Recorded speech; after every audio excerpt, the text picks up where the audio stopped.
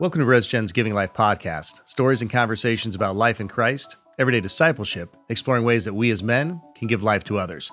My name is Tom Henderson, the founder of RESGEN, and whether this is your first time listening or you haven't missed an episode yet, I appreciate you joining me. If it is your first time, we drop a new episode every other Thursday, so I'd encourage you to hit subscribe so you never miss a new podcast when it's released. All right, today's show is a special one because not only do I have one guest joining me for this powerful episode, I have two. Nate and Maggie Blaylock have been married for 15 years. They have 3 kids, ages 11, 9, and 5.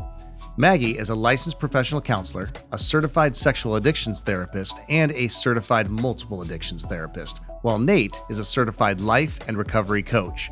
In 2020, they launched Known Counseling Services, where they provide counseling and coaching to individuals and couples with the goal of restoration, healing, and intimacy. As I mentioned earlier, today's show is going to be very powerful as Nate and Maggie openly share their story about how God restored their marriage, a marriage that was on the brink of destruction after Maggie found out about the secret life Nate was living.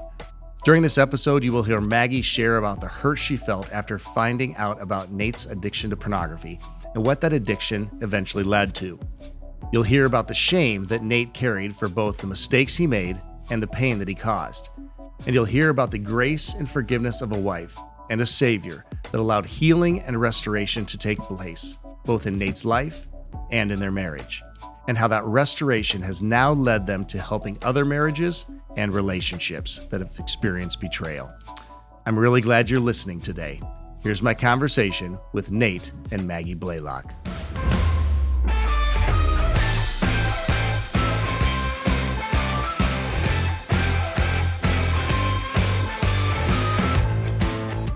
Well, Nate and Maggie Blaylock, it is great to have you here at RESGEN Giving Life Podcast.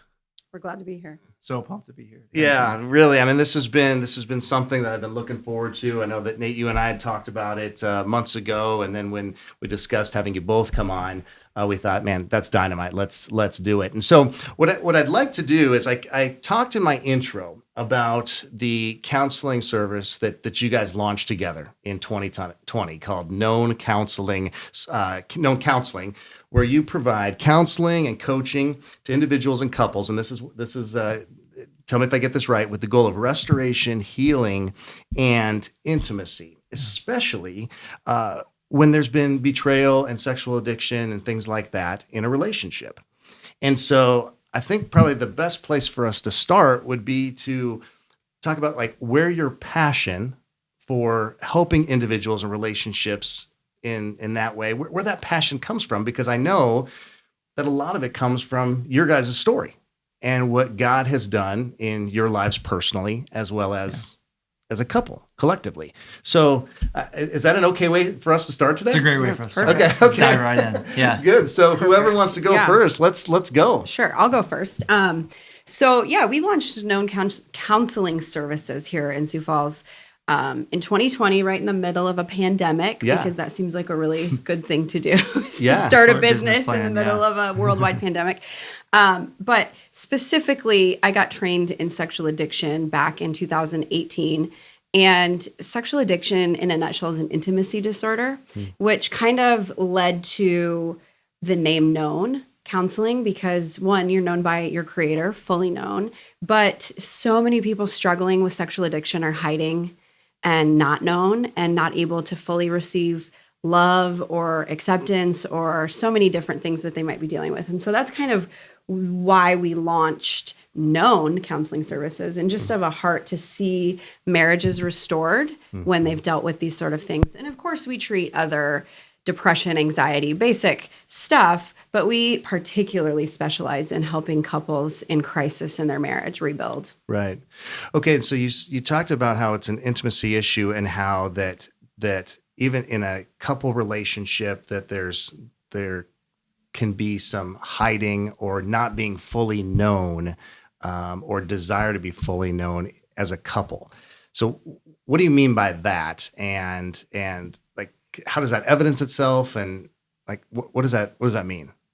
Yeah, I think that most people who are struggling with this type of addiction, pornography, sexual addiction, it's just so done in private.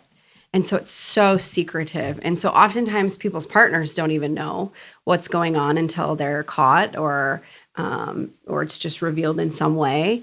And so when you have secrets like that in your lives, it's like your wife or partner can say, I love you. And you're like, yeah, but if you really knew, if you really knew that. And so you're just not, there's just this part of you that's not fully known. And we believe that it really puts a major block on the ability. It like puts a ceiling on where a marriage can go in its level of intimacy. Yeah. And so much of that can be subconscious, right? It's not, absolutely. These things usually aren't things that are thinking about, like, I can't receive love if I'm doing this, and this is what's going on, right? But here's what we know. And, you segued into it pretty well. We know this from personal experience, is that this can be so detrimental to relationships. And we believe that it is one of the things that is killing relationships. Right. And killing individuals and guys in their potential of being who God called them to be. Because there's this one area that just maybe they can't quite get a hold of, or they don't think it's a big deal, or they've never opened it up truly to somebody. And I mean, I get it, right? Fear, somebody will judge me, shame, all of those things. But we believe it's a critical space. Yeah. Okay, so you launched this last year.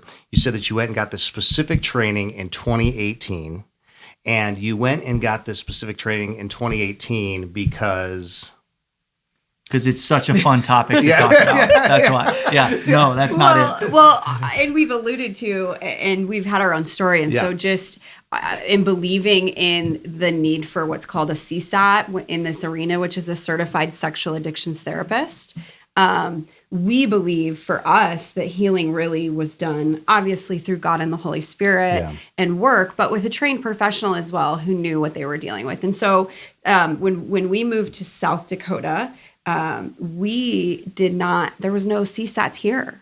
And so I think it was birthed out of a need. And we started just doing ministry at church and helping people and kind of showing up when people are in crisis and saying, you need to find a CSAT.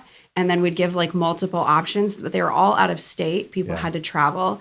And then finally it was just revealed to us that why should we not be pursuing this training and doing this? Yeah, why not me? Why not us? Yeah, well, and even today, I mean, there's just a couple CSATs in the whole state of South Dakota, and Maggie's one of them. Yeah. And, I've got a little bit different certification, but it's just such an area that, it blows my mind that when you look at statistics around this topic and how many people are struggling with it and how many people are dealing with it, but yet there's just still not a ton of resources out there to really get to the root of the problem and help. And I mean, I would say that what you said differently, that is, we wanted to go into this because a CSAT helped change our life. For sure. Yeah. So let's get into that because I knew that was the desire was even more so a part of your life because of how you were helped in the process and how the restoration took place personally and then as a couple.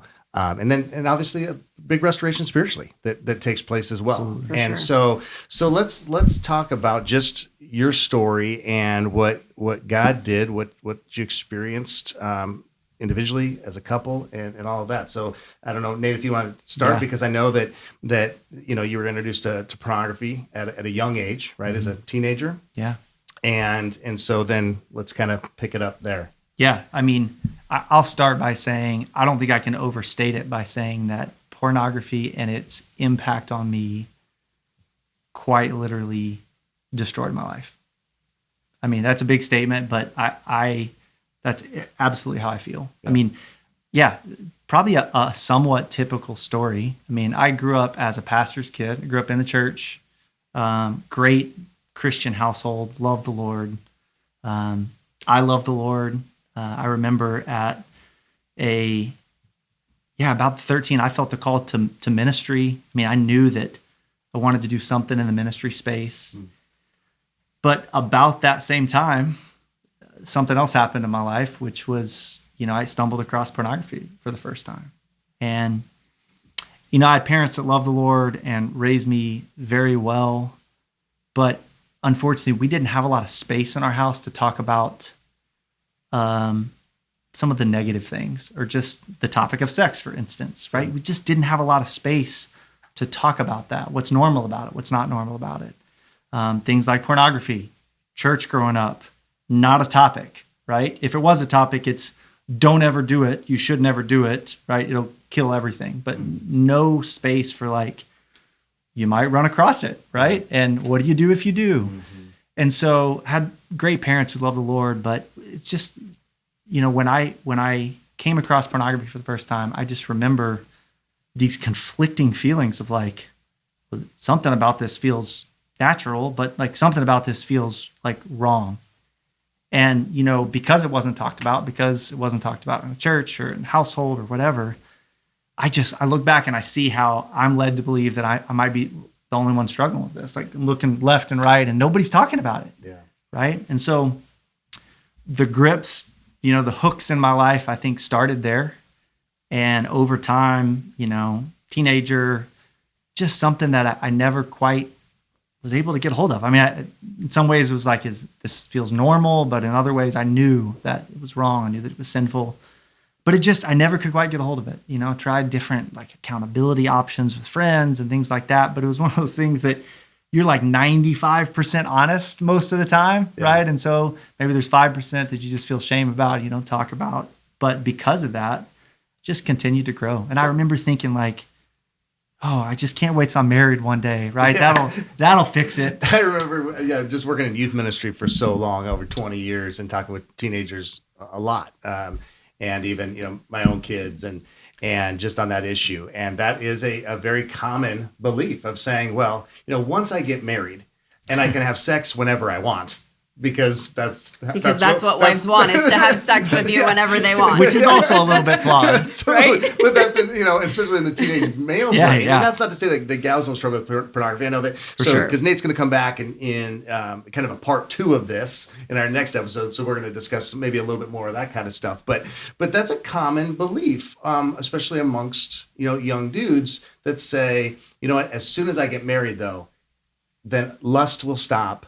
My desire for pornography or sexual immorality, that will stop because it will all be taken care of in marriage. Right. I think it's the idea that it's the sexual release that we're chasing, right? When really what is being chased is probably a coping skill to adverse feelings, stress, anxiety. Sometimes it's just habit, right? But habits don't go away because you get married.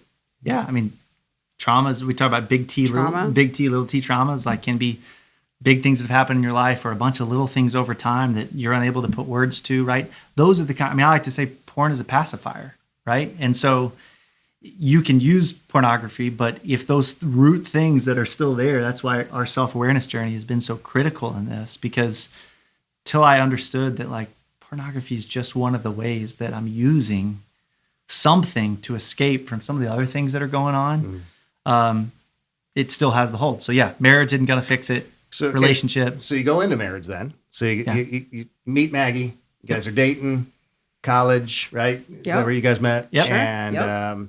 And first day of college, pie eating contest. Pie eating contest. Okay, who won? Yeah. Who won? Okay, so there's debate over this topic, Tom. Clearly, thanks for bringing it up. I won, but we do have a picture evidence with his hands in the pie. Oh. It was a hands behind your back pie contest, right? Like, I cheated. Okay. I just need to get out.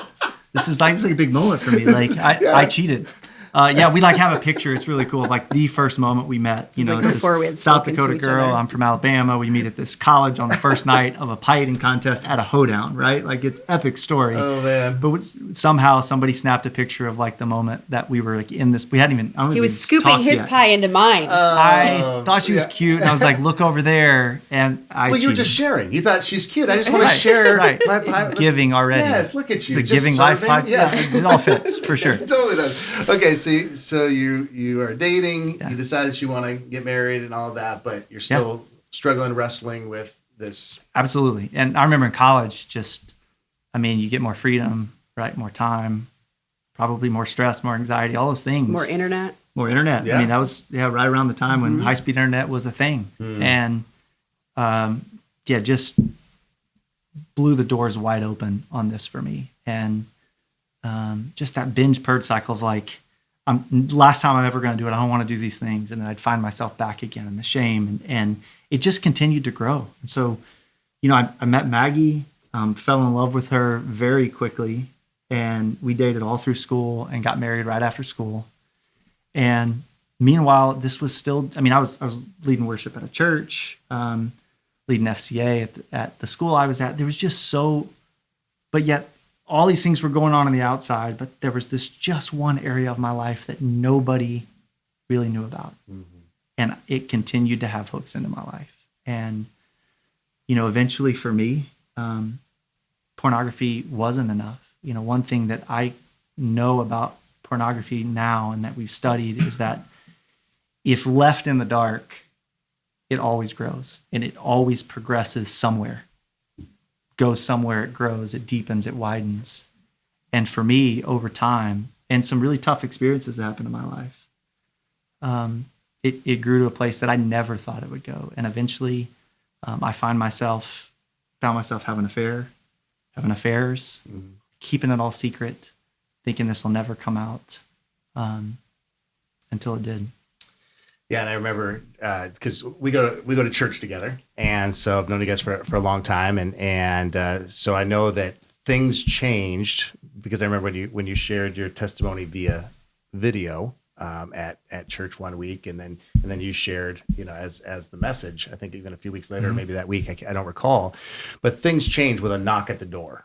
Yeah, and so what was that knock at the door, and how did things change?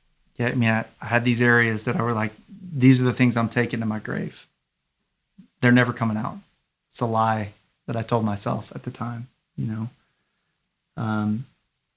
had 2 kids at the time. Our youngest was just 6 weeks old. And this knock at the door began to expose the lies into my life. And my world very quickly, as it should have, began to unravel. And for the first time, I could start to see that I'm out of control, and that was certainly the toughest night of my life when that happened, mm-hmm. and it began a really, really long dark road for us mm-hmm. that did lead to something great on the other side, but at the time, it felt like my whole world was crashing down. Right. And so it was a very dark time of your life. You just said the darkest. But Maggie, I'm assuming that the darkness that you felt at that moment was overwhelming as well. But even prior to that, because I know that from previous conversations, you talked about that even just early on in your marriage that you found Nate with pornography in the first place, or right. you caught him, for lack of better words, or I feel like there's like 2 pieces to our story, because when we were first, like, we were in college and then married, like in the first year when I had found pornography, and so there's like that component where I thought it was just pornography, and that in and of itself was devastating, because I was 23, I was teeny, so many spouses that find pornography feel like, well, I'm not enough. Why am I not enough? And so there's often body image issues and stuff. And I knew that we were newlyweds. Like, I'm upstairs asleep, but willing to do anything. Just come wake me up. I just couldn't understand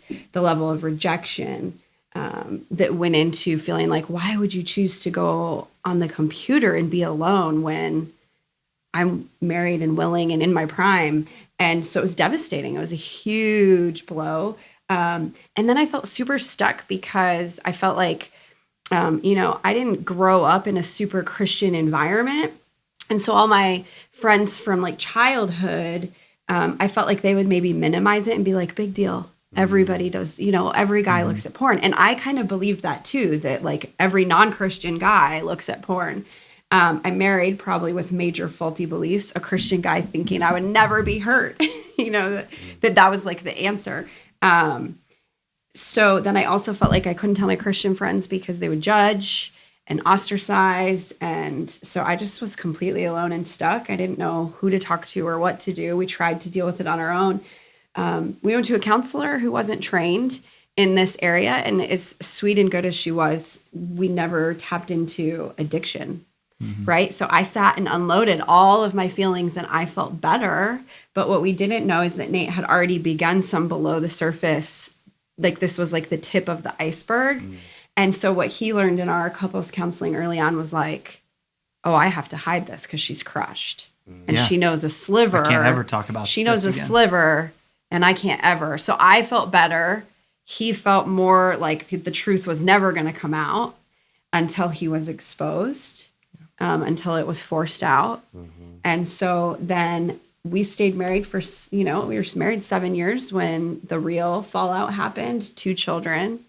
And so there's like this pornography story and trying to deal with that and work through that and reading and learning and understanding. But even then, I just never tapped into understanding addiction. And it's crazy when I look back and think about it, because Nate would even say, his dad had been diagnosed with cancer and was really sick and in the process of passing. And he even would say, it's not about you. I just do this when I'm stressed. And now as a professional, I'm like, how did I miss that was an addiction? But when you don't know, you just don't know. Yeah. So it just didn't make sense. And I kind of struggled to, in my mind, he would say that. And then I'd be like, yeah, right. It's me. There's something with me. And so we just tried our best to deal with it and carry on. We put locks on all of our computers. We had guidelines and rules. And with all of that good stuff, you can find your way around it if you really want to. And so without true heart change, that stuff's good, but it's not the only answer. And I remember after that, I had periods of time. I wanted to not have this. I wanted to not deal with it, right? Periods of time that would be like, I call it white knuckling now. It's just like, not going to do this, right? And it may be months, but then I would find myself back in the same place. I'd be like, I swore I was never going to do this. And I can't talk about it now. And I see that cycle that from that moment when we almost dealt with it, but we just didn't really quite know how yet. And then it continued to progress and until ultimately knock on the door. Right. And so the knock on the door happens. I think that was an important piece to unpack a little bit before we get to, because even though that was very hard to deal with, the image issues that you talked about, all those things, but then all of a sudden this is like unraveling to a whole nother level. Oh, right. To where it's like, okay, this is shock. Like a secret life that I knew nothing about. Right.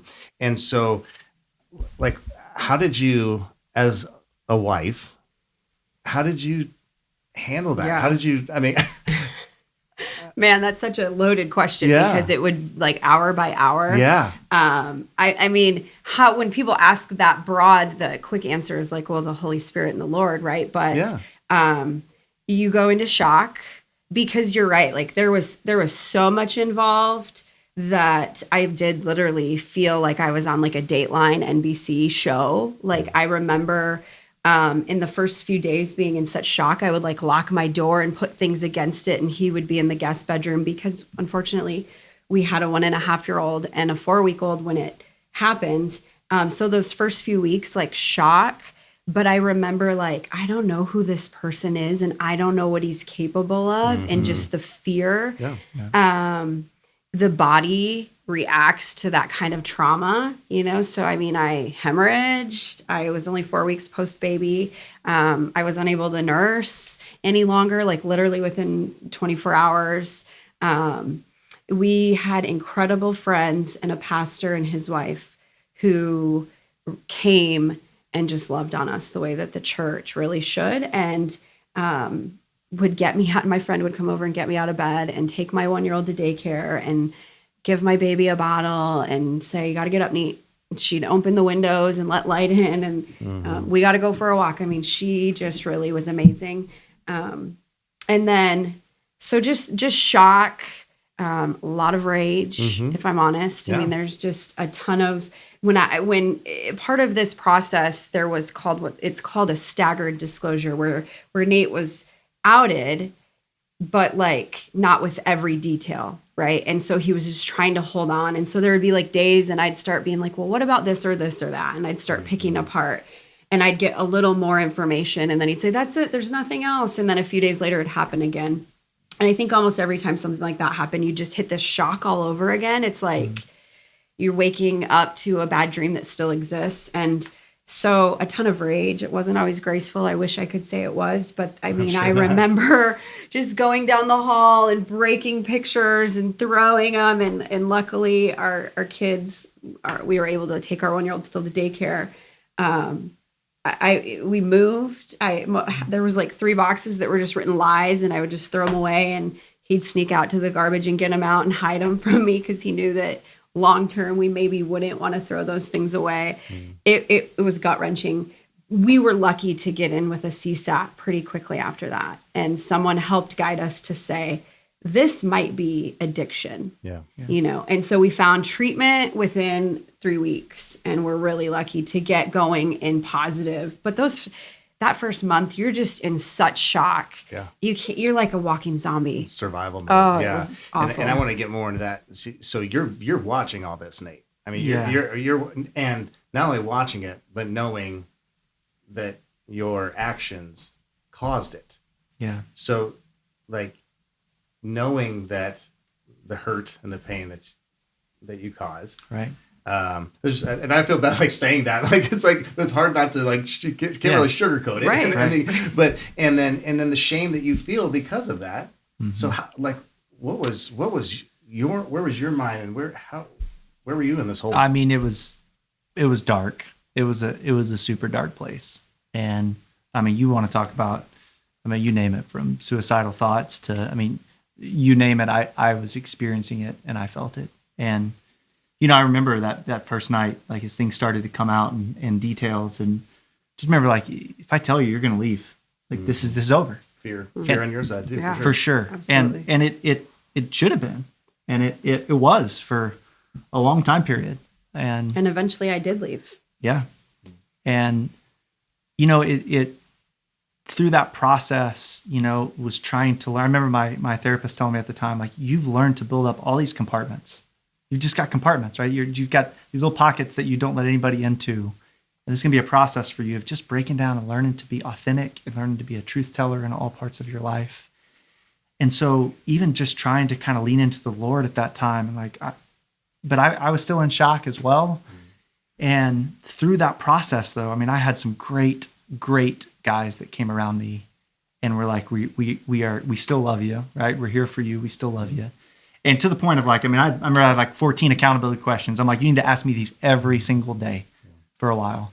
And they would come and just walk me through that process of learning to be a truth teller. And I remember the time I was still hiding. I was still self-protection there for a while. And I remember it was maybe 4 or 5 weeks in, just started to kind of work with a CSAT. I remember hitting my knees in the back. I was actually mowing my lawn. I remember listening to a David Crowder song. Again, I knew so much about the Lord. I was saved from an early age, grew up in the church. But I remember hitting this like specific moment of like, I've made a mess of my life and I'm done running. I clearly can't do it on my own. Yeah, that rock bottom moment. Right. And it was this first moment for me of like, my relationship with the Lord is not just something that's like an added layer in my life. Like, it's not something that just makes my life better. That like, I'm a good person, but I need this as well. It was like, I'm sinful. I can't do anything without the Lord. And that moment started to evolve and change my relationship as I saw the Lord, what I was thinking about him. And that changed the trajectory of my life for sure. Mm-hmm. So Maggie, when you say that, okay, that, you didn't leave, eventually you did leave for a time, and then, but what kept you from just throwing in the towel? Because at the end of the day, I mean, that's what probably the vast majority of the world would tell you to do. Yeah. You're saying, look, this isn't worth it. It's way too much work. It'll never work out. Mm-hmm. Too much hurt, too much, I mean, whatever.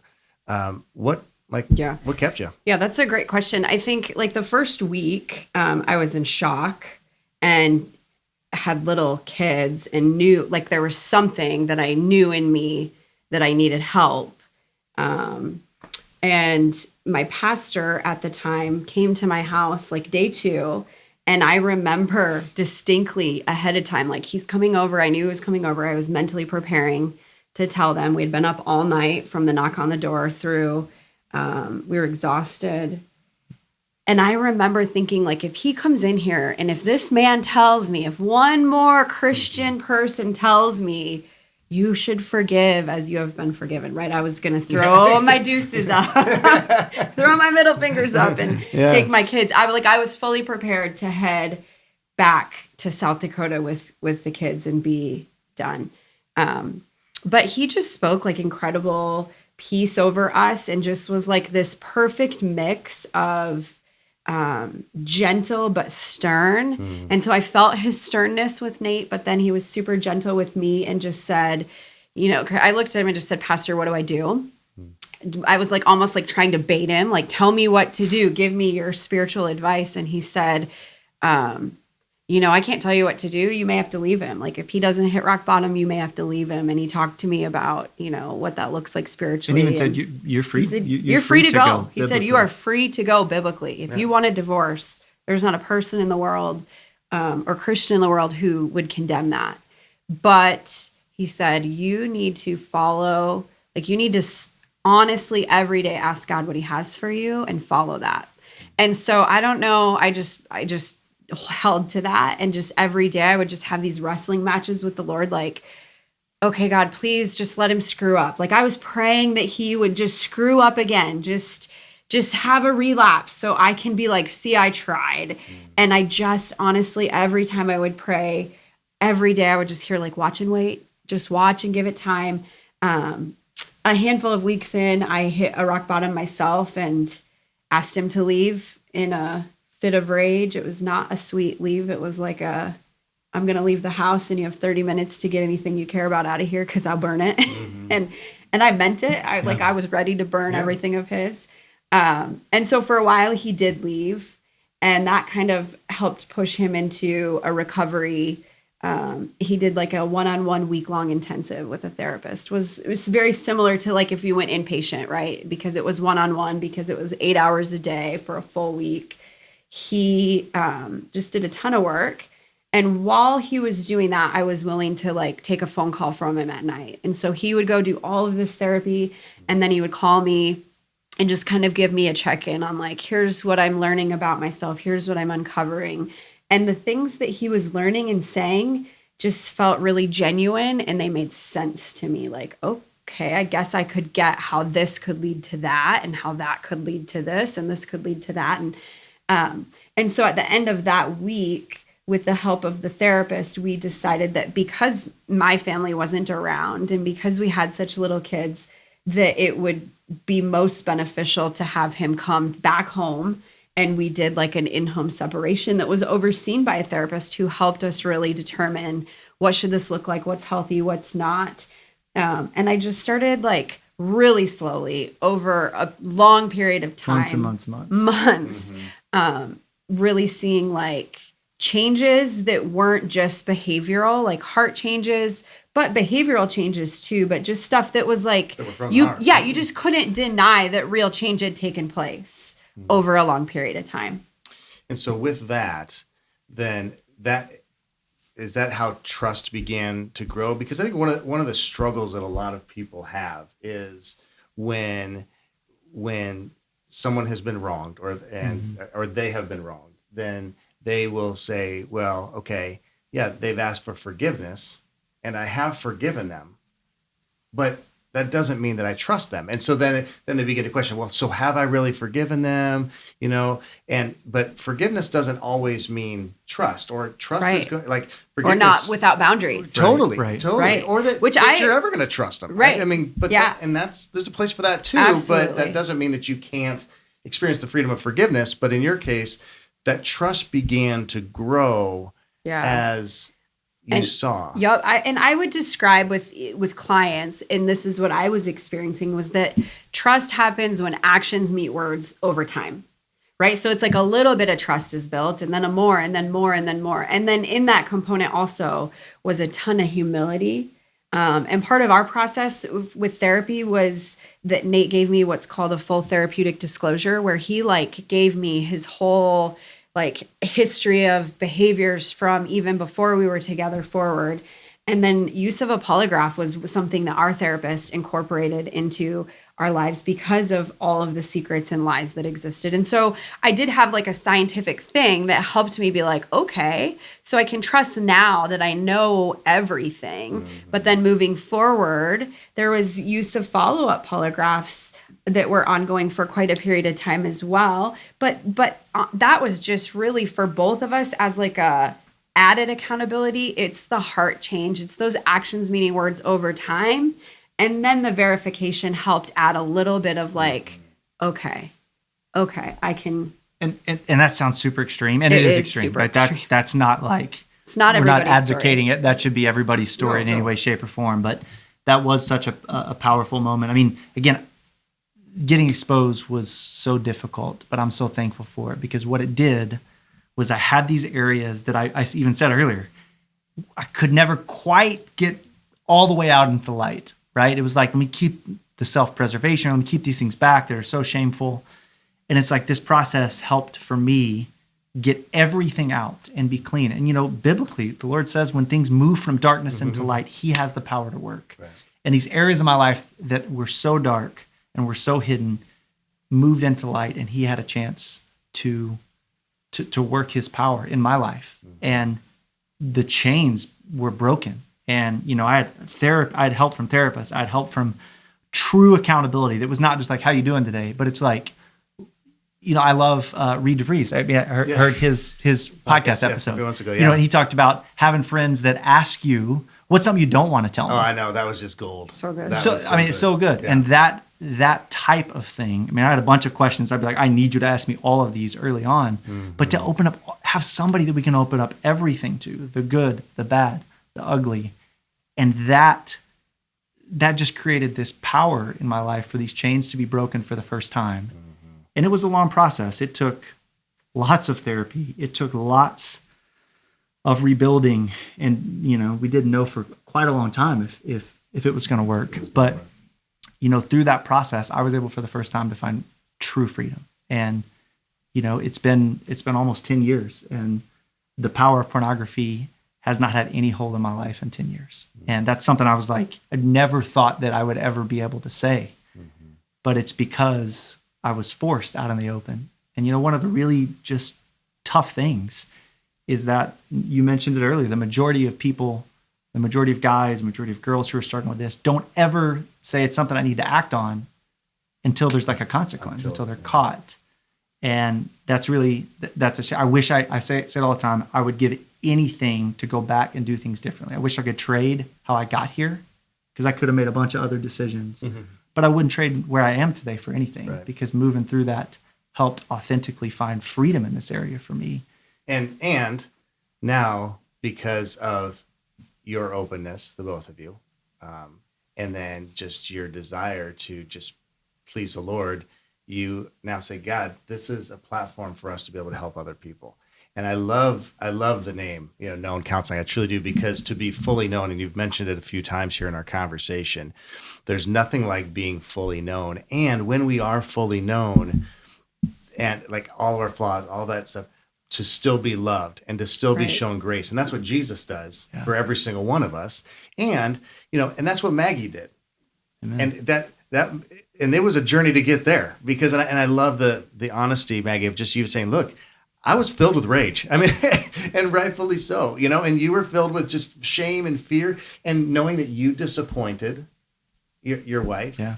You disappointed your parents. Your dad was already passed at that time. Yeah. So, but your mom disappointed. Whole community. Oh, so many people. Sure. Where you feel like it. And especially I think as guys, we struggle with letting people down. We just do not want to let people down. We want to have big shoulders and carry the weight, and just, if anybody's going to be let down, it's going to be us. But we don't want to do the letting down. Right. But you owned that, because, and you didn't really have a choice, but you did. You did have a choice, actually. You could have just said, you know what? It's not worth the work. Right. But you owned it and said, okay, now that I'm known. So just being, even just knowing the amount of grace that Maggie has shown, that is so, I think, just so symbolic of the grace that Jesus shows every single one of us. That reminder every day. Yeah. And not to be in bondage to that, right, but to celebrate it. Right. And the strength of the bond that you have because of the willingness for both of you to work. Yeah. Right. And the grace that Maggie, first and foremost, mirroring the grace that the Lord showed us and shows us daily. Daily. We still struggle every day. But the grace that she showed through this has been incredible. And I haven't heard or seen much like it. And I'm so appreciative. And that grace melted my heart. And I think about, as you said that, like his power is made perfect in our weakness. Because as guys, we want to we got it. Yeah. But when we say we got it, or we want to get it, or we think we got it, that's kind of the problem, right? Like to open up these areas, like we don't got it. There's some really tough things going on.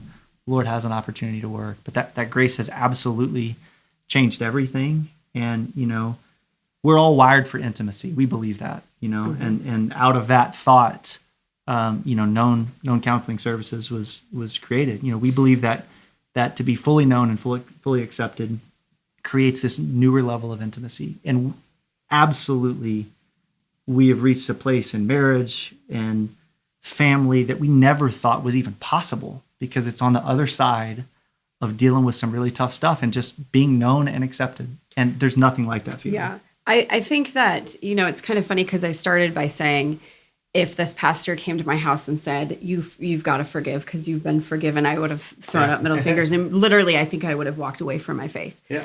But I think on this side of things, it's important to note that that's not a bad message. That is an absolute true message. Sure. Like the grace I've shown, God has shown me, and Nate has shown me grace, because we are now this far in recovery, and I'm not perfect.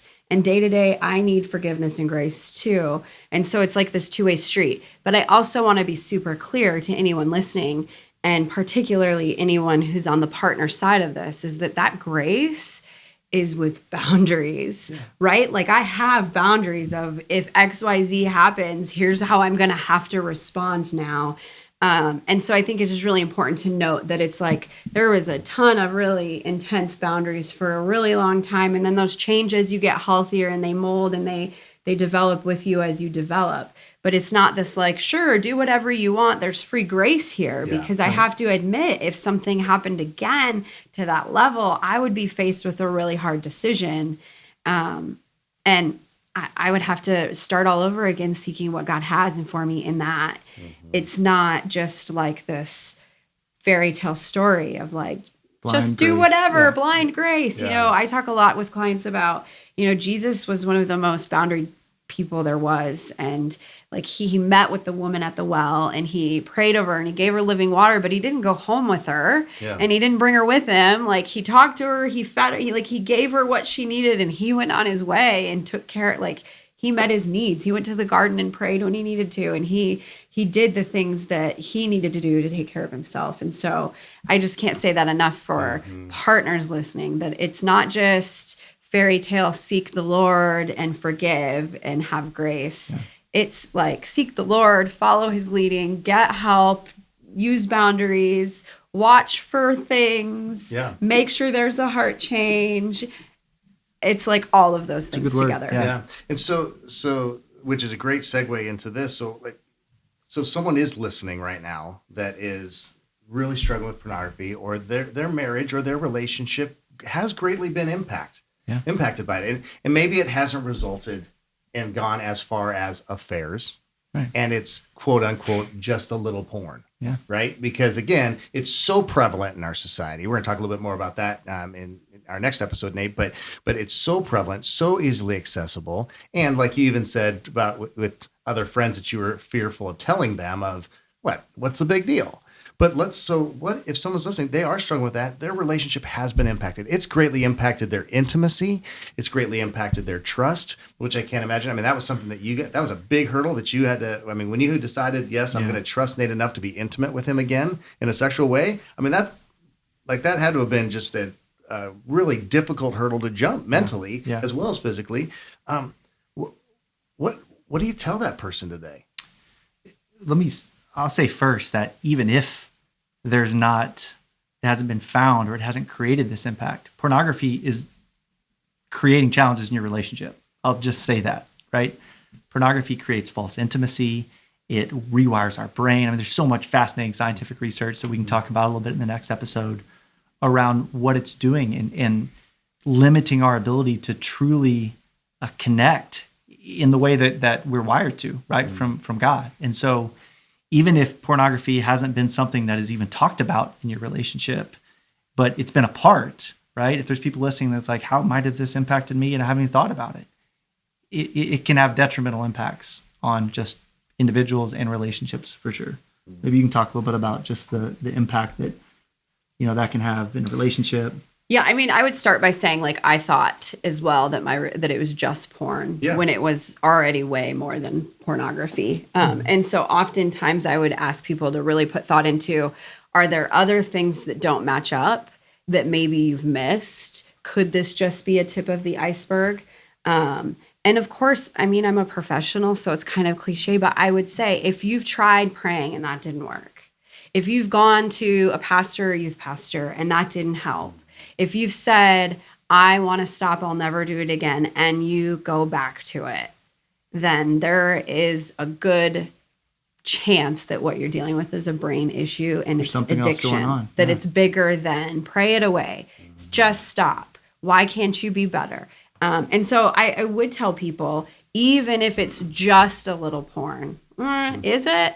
First of all, but get help. Go find a professional who can help you assess that, who can ask thought-provoking questions, who can move you from this like contemplative stage into like action, and has the tools to help you assess how bad it is, assess what areas is it affecting, and really making some life changes in that. And then for us, so much of it was accountability and community. Like, we needed healthy people to live life with us. And still to this day, we have a handful of friends who, like, nothing's off topic, right? Like, they have free permission to say, gosh, you've been really angry lately the last few times we've talked. Maybe you should call your therapist again. And it's not shaming. It's not weaponized. It's like living a real, authentic life together. Yeah. So if someone says, yeah, okay, that is the right move to go and visit with a professional, and take it beyond just going and meeting with the lead pastor. And sometimes, the lead pastor, that's not their gift. I mean, they're called to preach, and they're called to shepherd. They do some counseling on the side and that kind of thing, but it's not like they've been trained to specifically deal with and walk with people through different addictions. Sure. And a lot of times, I think that sometimes pastors can feel that pressure that they should do that. But so someone is, let's say, listening right now and says, man, I really do need to do that. But they're fearful. I mean, they're fearful of, oh man, what if they tell me what I know that they're going to tell me, and what can that mean for my marriage? Right. What could that mean for, my community, for my kids? That kind of, like, what if they're feeling that? Yeah. I mean, those are real feelings. Yeah, for sure. I mean, it's denial. Yeah. I mean, really, it's and most people who struggle with addiction, where there's addiction, there's denial somewhere, typically, right? It's like, oh, okay, I'm never going to do that again. And then if you've done it 20 times saying that, there's somewhere you kind of bounce back into denial. The beauty of like getting a professional too, that where I was stuck, like if I tell my Christian friends, they're going to judge. And if I tell my secular friends, they're going to minimize. Yeah. Like a counselor, a therapist who's trained in this, one, you get confidentiality by law, so there's the benefit of that. That is so helpful, that like, I don't know you, you don't know me, and I'm not going to be scared to like hurt your feelings or offend you because we're not friends, but I'm also not going to be super unhealthy. There's like a professionalism that exists in just being in the assessment component of that. Yeah. And we talk to it from like the relational side for just a minute, because you talked about families, and I think back to even how Reed DeVries talked about this, but one of the things that I'm so proud of is that I've stopped the generational curse of sin around this specific topic in my family. And as a result, our kids are going to have different issues, right? I mean, as parents, we try to do the best we can, but... And it's not that they won't find it or struggle. Absolutely. We don't know that. Yeah. Right. But it's the hope. Yeah, it's the hope. Yeah. But to be able to change the trajectory of where our family was headed without this, where there were things that were going to be off limits to talk about. Guess why? Because, there were struggles there. And the health, the family health that can come out of that, and the true intimacy. I mean, I totally get the fear from anybody with that. But, I mean, it sounds a little cliche to say that you can't afford not to, but there is just so much health on the other side that I feel like so many times we just cheapen this is the way that relationship and marriage is and family is supposed to be, when there's all of this runway on the other side of some of this, fear to jump in. So I would say, start by finding somebody, just find a guy maybe to say like, hey, can I talk to you? Like, just something's going on in my heart. I just want to wrestle with it, and then see where that goes, Professional, there's some great professional options. There's some awesome resources out there, and we can pass some of those on. So you get some of those listed and posted of just great places to start. And just like with AA, there's SA groups, SAA groups, there's pornography addicts groups, and the group component is super helpful for people to it's such a secretive, isolating thing. Like if you're an alcoholic, sometimes that's isolated, but sometimes you go to the bar and you're in community and you think it's okay, but like with pornography, that's done alone. You're not doing that at work in front of people. You're doing it when you're alone. And so to go, you feel so isolated. You feel like you're the only person, but to get some group work in is really helpful too, because that Me Too factor, like, wait, I'm not crazy. Other people have been here. And to hear other people's stories of hope, I think is a huge starting point for a lot of people. Yeah, that's so good. And it's what you're talking about too, is just breaking that stigma of that, okay, it is only me. And even in, like you mentioned, like AA and how you can go to the bar, and it's even, people will put posts on social media of, hey, 6 months sober, a bunch of likes, right? 12 years sober. And so it's sobriety, and I'm a member of AA. It's celebrated. But, how many times do you see a post that says like, I'm 1 year sober from sexual addiction. Right. I haven't looked at porn in a year. Or whatever. Right. No one's liking that. They're like, oh, where's the unfollow button? Yeah, exactly. Yeah. A snooze for 30 days. I don't know. What's And so, but there, it's just this taboo topic still that doesn't find its way into conversations. And that's where I think that even just at the bare minimum, starting with one guy, like you said, I mean, at RESGEN, very, very well that we call them bands of brothers, 3 or 4 guys meeting together regularly for the purpose of just challenging each other to love Jesus, love their wives, and love their kids, and to live in the light. And just, it is a free access to the fullness of your life. Now, again, you got to be willing to share, right? And you got to be willing to, because a lot of times we like to say we're accountable, or we're accountable for accountability's sake. Well, I met with my accountability group, but I mean, what did they you really know a few things? Yeah, exactly. Right. Yeah. But that's where that question that Reed even talked about in that previous podcast of, tell me something you don't want to tell me, so brilliant. Right. Because there's always, if you're willing. Totally. Yeah, exactly. And that comes with trust, and it comes with, and so even your statement, Maggie, of the counselor, that confidentiality piece, I think is so huge for people, because that can give them maybe the little bit of push that they need to be like, okay, yes, this isn't going to be put on the front cover of the paper or on socials or whatever. Right. And part of the stigma, I think, is like sex in general, right? Like one of our favorite speakers and pastors to listen to who you've had on the show is Ted Cunningham, right? And he does this piece on like sex and his comedy shows and family and the crock pot, and it's like one of our favorite things to like. Yeah, the microwave and the crock pot. We talk. Men are microwaves, women are crock pots. They prepare all day. Men are like ready in a second. Right, and he talks about how.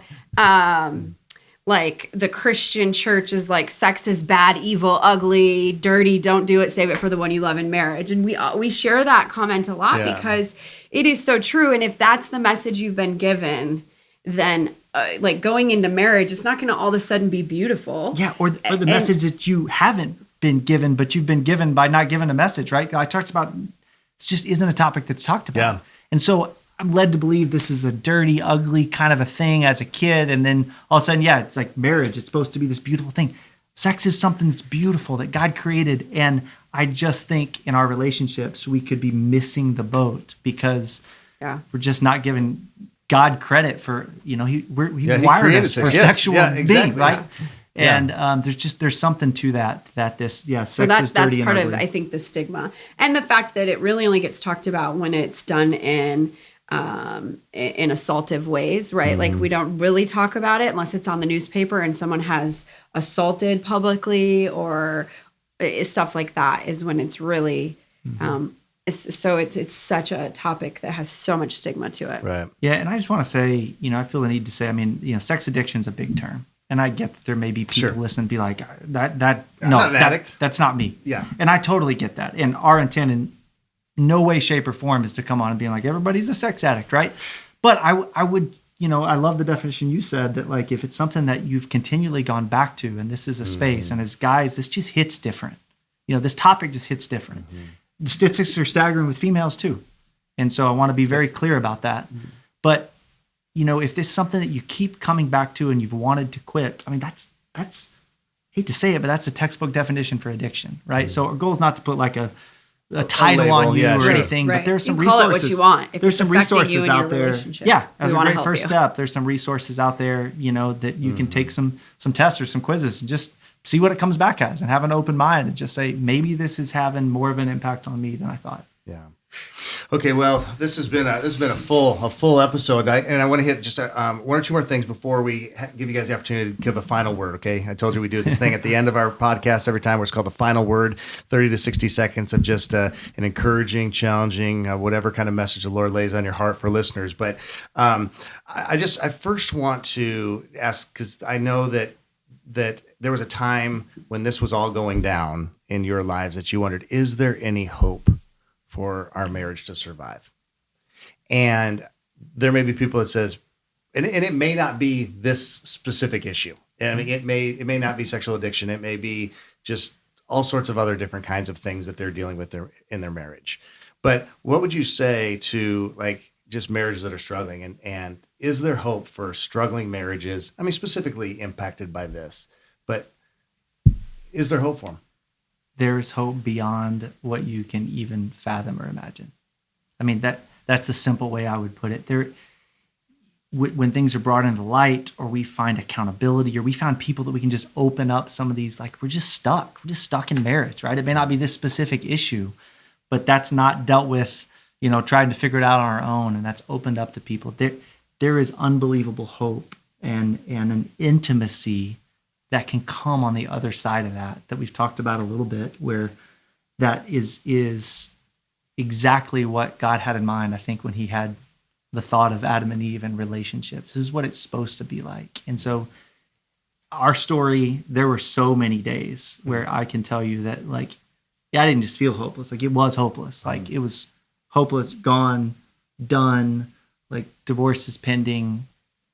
But God is a God who breathes life into what was once dead. And so I just want to say, if there's death, destruction, anything going on in a relationship, you're like, it's too much, right? We serve a God who can breathe life into anything that's dead. And I've seen that firsthand in our life in an incredible way. And I've seen it in the countless lives of people and couples that we've walked through with this journey. There's hope.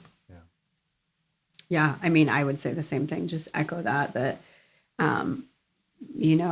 where God exists and two willing people are willing to work. Yeah, that's key, right, Maggie? I mean, because it can't just be one side. Right. Like, if he would have not moved or done anything, heart change wouldn't have happened. I would have had no choice, and vice versa. I had to do my own work. Like, it really, when, like it or not, when you get put into this level of crisis, like, even just with just porn, right? Like, it had an effect on me, a huge effect. And so there was his recovery, my recovery, and couples recovery. And had we not done all of those things, we wouldn't have gotten to where we are. So I guess, like, there is hope, but find resources and find help, and don't walk alone, and don't do nothing. I love how you said it, with the power of the Holy Spirit and two willing people. Yeah. I mean, and then a community around them. Couples have, two willing partners have the power to heal their relationship if they choose, right? It takes work. It takes boundaries. It takes facing fears. It takes all of that stuff, but there's hope. Yeah. That's good. Okay, and then on the parenting end, because I know we've put quotations of our. If you're not watching this, we've done air quotes a lot on the whole just porn thing several times. But because we know that there is no just porn. Pornography is destructive from the first image you see to whatever gratuitous scene could be that you could find. I mean, it is destructive, causes you to have a different view of relationships, of intimacy, all those kinds of things. So, as parents that so desperately want to protect our kids, but we live in a world where it's impossible to protect them from everything. That's right. What kind of advice would you give to parents as they're striving to raise their kids in a world that's just constantly connected to the internet? I mean, our fridges have Wi-Fi, for crying out loud. I mean, everything's connected to Wi-Fi, you know, and pornography at various levels is so readily available. What would you tell parents? Because you're right there. Right. I mean, you've got young kids. I mean, you got 3 kids under the age of 12 too. I mean, you're in it. We are. So and because of that, and because I'm like we're busting at the seams, like we can't help enough people. There's not enough time in the day. Like this is such a thing. That my heart, because I have little kids, but just because I see so many heartbroken clients from day to day who I wish I could go back to when they were little and give them a different story or a different setup. I think like the most burdensome thing I feel is when parents do nothing. You know, they give their kids devices and they just think like, oh, well, we have these and that's usually not because they don't care. No, that's because they don't care know, so much. They just don't know. About. And it's so hard. And I do think there's this idea that like, if we're really good and we don't do things and we don't have it in our house, our kids will never find it. And I just think that like, we're beyond it. We're beyond, like my kids will see it. There's just no way around it. The advice I give to parents is you have to educate, right? I never tried meth, because I believed that it was highly addictive and that it would likely ruin my life. And so I just trusted to stay away from it. You know, will that work for every kid? No, maybe not. They would likely dabble in this. But I just think if we don't educate them in like, what is it? And if you see it, you won't be in trouble, right? So there's a grace about your parenting. It's not like, if you do this, here's the consequence. That works for some things. You know, like if my kids hit each other, they know there's going to be a consequence.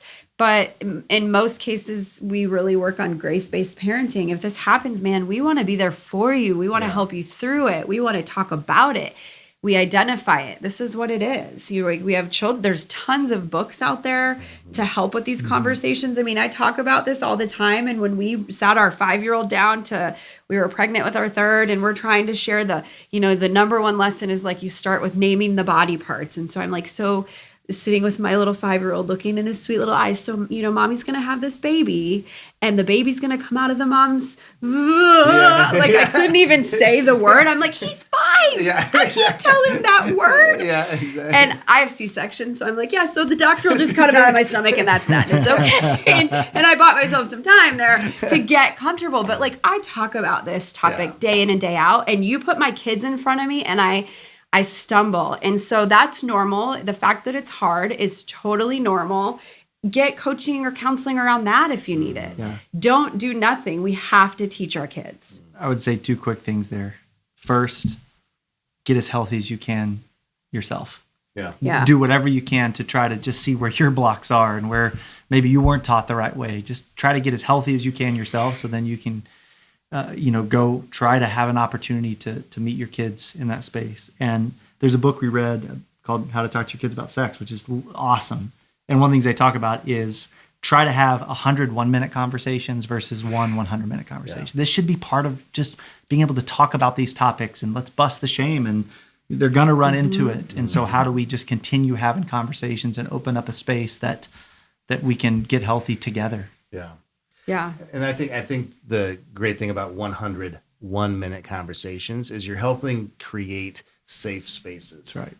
Places where it's like, it's not just, okay, I'm going to get this lecture. It's not the Sunday morning, sermon. It's, we're told in Deuteronomy 6, right, that we're supposed to talk about the Lord all the time. Well, we're supposed to just talk with our kids about everything all the time. And so if we've created a safe place, that there really are no boundaries to what they can and can't bring us, and that there are no taboo topics. That doesn't mean that they're not uncomfortable. Right. And Maggie, Totally. I love that you said that. Is that, look, it is hard. Hard. It's like I don't really want to do this. And I had the guy says, hey, when it's time to give my kid the sex talk, I'm just going to hire you to do it. I'm like, it doesn't work that way. You still gotta, like, I can help you, kind of process that or whatever. But that's on you, Dad. But it's something about creating those safe spaces where they can come and they say, hey, Dad, Mom, I saw something, or or is this weird? Is that that was the topic that my kids used a lot was it's weird. Like, I mean, this is like I saw something weird. Yeah. Like, oh, okay. So this is the time we need to have a conversation. That's right. Because in the world where it is weird, because if it's out of the context of what God designed. Right. Yeah. And I think that like the word on that too, as Christians, we think it's like, oh, when they're about to hit puberty. But I just think like that's not it. You've missed it. Like 9 is the average age to see porn. Is 8 or 9. I think, gosh, I remember we had like an 8-year-old at the time, and there was a song on the radio that had the word sex in it, and he giggled. And we were like, oh no, have we missed the boat? Because he knows enough to know that word means something funny. He didn't know what it was, but he knew like, so it's like, man, society is already teaching him something, and we have to rewind and fix that. And so I think that like with our 5-year-old this morning on the way to basketball camp, he said, I have to go potty. And we talked about like, like the number one rule of basketball camp is don't pee on the court, and then it turns into these conversations where it's like, it's just so normal for us to talk about boundaries with our private parts, and like your private parts are awesome, but you can't show everyone at basketball camp, buddy. Right? You go. I didn't know that was the number one rule of basketball. It was blowing my mind. Don't pee on the court. Yeah, I played basketball for years, and I missed the number one rule. And by the way, I think some of these guys at the gym that I see walking around the gym locker room should also be given that private part, because I don't need to be seeing them walk around. The towel's over your shoulder. You can easily. He's on the wrong part. but like just shame, like debunking shame. Like our 11-year-old knows, like, dude, soon you're going to get hair in your armpits and it's going to be so cool. And like, we're not like, puberty is not going to be this weird, awkward thing, because it's weird enough and it's awkward enough. And so it's just like creating a home that's full of grace and breaking some of the shame. And then just talking authentically about these hard things. And get some books to help you. We'll pass them on so you can post them. Good pictures, bad pictures. How to talk to your kids about sex are a couple that come to mind that are fantastic, age-appropriate books. So, yeah, that's so good. And just to put a little bow on that parenting conversation, all of it takes time. Yeah. And that's the thing that we have to also we have to make time for it as parents. Yeah. And that's Deliberate. A lot of the times that we're like, oh, we're so busy, we're so tired, whatever. But it's talking when they want to talk. When they're open to talking, making time and space, creating margin in your day to actually have those conversations, because margin just doesn't happen. Right. It's purposeful. Right. And so that's great. All right. So tell listeners just where they can find more information about Known Counseling. If they want to connect with you on any level, how do they do that? And then we'll have you give a final word. Yeah, thanks. Known Counseling Services, KNOWN, knowncounselingservices.com. There's a contact form on there if you want to reach out. You can see about just some of the services we offer, right? We have counseling and coaching. They're both a little bit different.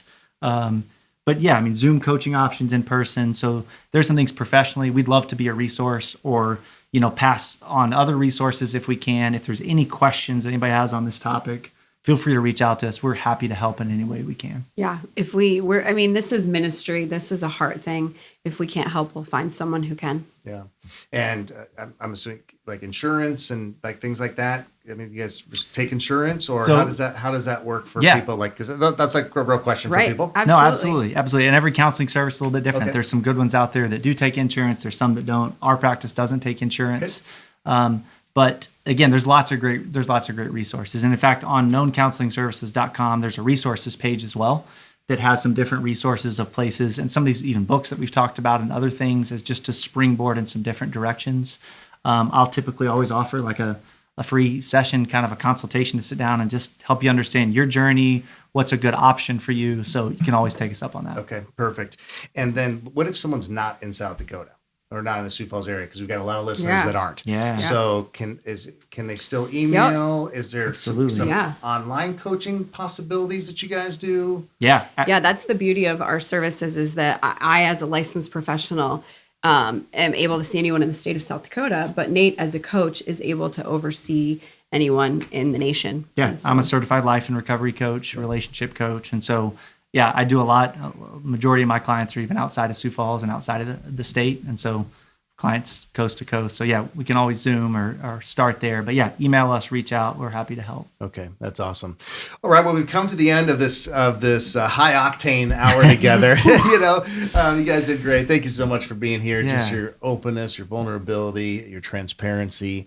I've been witnessing God use you in powerful ways over the last, several years, and to be able to share this space with you today has been just an awesome experience for me, and I know that it's been very, very helpful for all of us listening, including myself and those that are viewing. So thank you so much for your time. Yeah, thanks, brother. So let's give the audience a final word. So I don't know if you both want to give one, if you just want Maggie to give one, but I think it's 30 to 60 seconds of a final word that you just want to share with listeners. Sure. I'll go first, and I'll say if you're a partner of someone who's struggling and it's excruciating. You feel lonely, you feel isolated, you don't know what to do, you don't know how to fix it or help them. My final word is just reach out and get help. Reach out, talk to someone. Don't suffer alone in isolation and silence, because that leads to really scary places. So reach out, get help. It's there. You're not alone. You won't be judged. Yeah, I would just say that anything that's in the dark has an opportunity to grow. And I mean, that's what you think about: moss, mold, fungus, right? Those are the things they just grow in the dark. And maybe it's this topic or something else that you just feel the urge you need to take today, and pick up the phone and text somebody and just bring something into the light for the first time and give a chance for healing and give God an opportunity to work. So it's just that concept of darkness versus light just really resonates through our discussion today. That's awesome. Yeah. That's awesome. Well, Nate, Maggie, thank you so much for being with us. Thank you. Thanks, brother. Thanks again for tuning into this episode of RESGEN's Giving Life Podcast. I hope you enjoyed my conversation with Nate and Maggie today. A conversation about the power of vulnerability, repentance, forgiveness, and restoration. I'd encourage you to think about who you can send this episode to. My guess is that there are many people in your relational world that would be helped by it.